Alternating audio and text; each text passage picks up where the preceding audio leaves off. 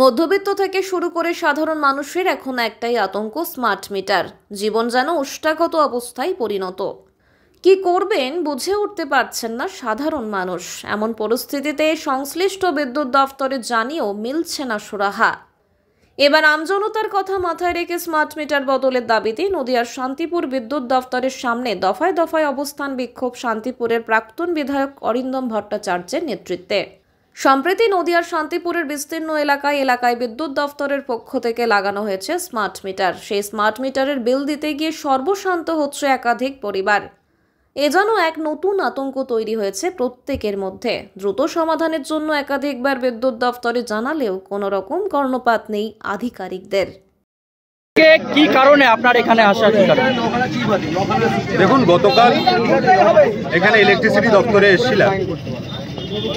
আসার কারণ ছিল বেশ কয়েকদিন ধরে অনেক মানুষ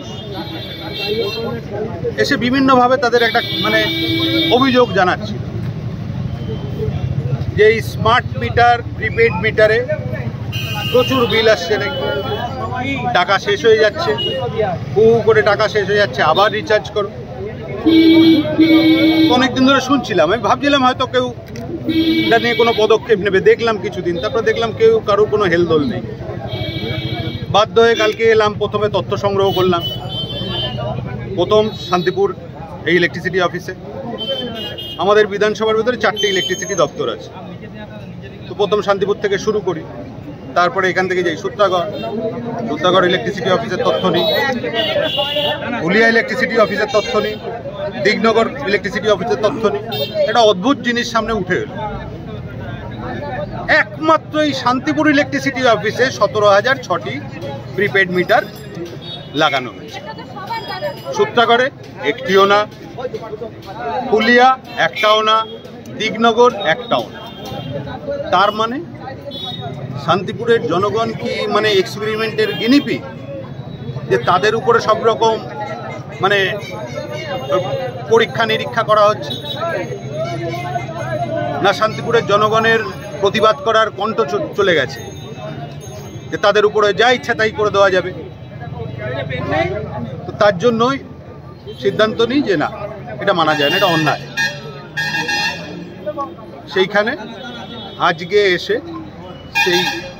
যারা এই টোটাল সমস্যায় খেটে খাওয়া মানুষ, যাদের উপরে এই বাড়তি আর্থিক চাপটা চাপিয়ে দিয়েছে ইচ্ছাকৃতভাবে এই শান্তিপুর ইলেকট্রিসিটি দপ্তর, তাদেরকে এবার জানিয়েছিলাম যে আমি আপনাদের দাবি নিয়ে আমি কালকে ইলেকট্রিসিটি দপ্তরে যাব না। আজকে যারা এই দাবিকে সমর্থন জানান তারা আসতে পারেন।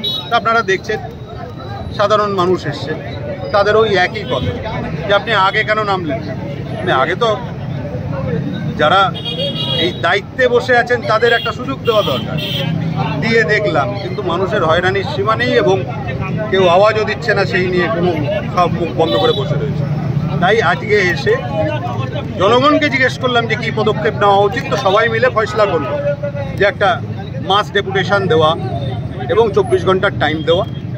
মাস ডেপুটেশন দিয়ে যে তাদের হায়ার অথরিটি, যারা ওপরের যারা কর্তৃপক্ষ আছে, তাদেরকে যাতে কালকে নিয়ে এসে এই ম্যাটারটার ইমিডিয়েট যাতে এটার একটা ফয়সলা করে, আর যদি না করে সেটাও লিখেই দেবো।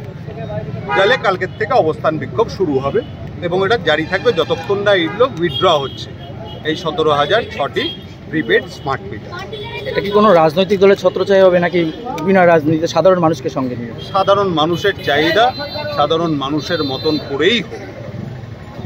কারণ ওই রাজনৈতিক প্ল্যাটফর্ম হলেই তখন হয়তো কেউ কোনো দলকে সমর্থন করেন, সে ভাববেন যে ওই ব্যানারের তলায় আমি যাব কেন, হতেই পারে।